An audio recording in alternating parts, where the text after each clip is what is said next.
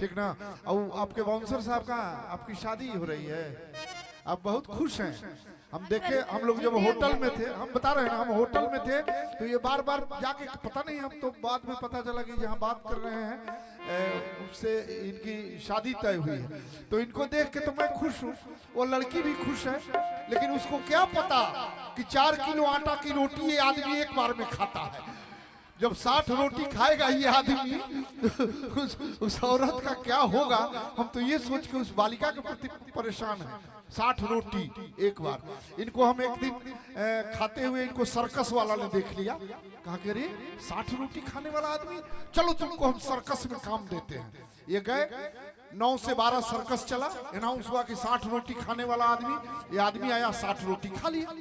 फिर 12 से 3 में अनाउंस हुआ, फिर 60 रोटी खाया। फिर 3 से 6 में जब इनको ढूंढा जा रहा था तो ये नहीं मिल रहे थे, तो सर्कस का मालिक ढूंढते ढूंढते देखा कि आदमी बैठ के रोटी खा रहा है। तो पूछा कि वहां चलो, शो करना है।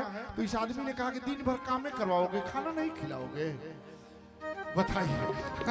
दिन भर वैसे आप बहुत प्यारे हो यार, मजबूत कद काठी है, 60 रोटी खा रहे हैं तो अपना ना खा रहे हैं, हमारा थोड़े खा रहे हैं।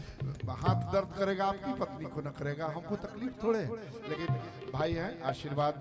ये उस क्षेत्र से हैं जिस क्षेत्र से हमारी पत्नी आई है, और मैं बता दूं कि उसी बेल्ट से हैं, तो एक तरह से रिश्तेदार भी हम लोगों के लगते हैं।